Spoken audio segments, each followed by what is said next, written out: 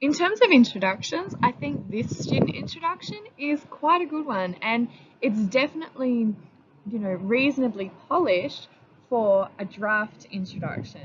So the reason why I like this introduction and why I think it's a decent quality for a draft is because of the following. So if we have a look at our first sentence, the student sets the scene by really outlining what this area of law is, okay? So what the doctrine of frustration is.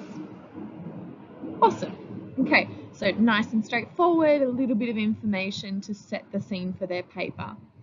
Then what the student does is they link it to the concept of foreseeability, which is what this question was about. So they just give a little bit more of an introduction to this general area of law and the specific area of law that the paper is going to be about. All good, don't really have a problem with that. In terms of the next part of their sentence, the next part of their paragraph, the student tells us what their paper is going to argue. So that's a really clear, position that the student will be arguing around maintaining this particular principle in this area of law. So they've clearly stated what they're going to be doing. Okay, so they've put that thesis forward very clearly. Now, where the student loses it just a little bit, okay, is around here.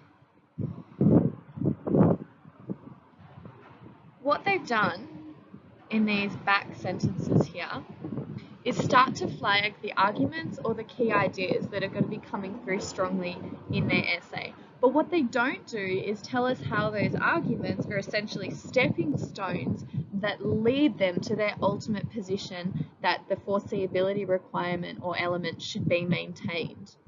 So they give a sense of where their paper is going to go, but they really can be more specific in the back part of the paragraph around how these points around risk allocation and the contracting party's intention at the time of contracting, how that leads them to their ultimate conclusion that the principle should be maintained. So for this student, I would say this is a very polished first draft. Great, good job. But still, once you finish your paper and once you know how those arguments and points you make along the way get you to your end conclusion that the principle should be maintained, once you have that clarity in your own mind, come back and just bring that clarity a little bit more to the foreground in the back part of this introduction.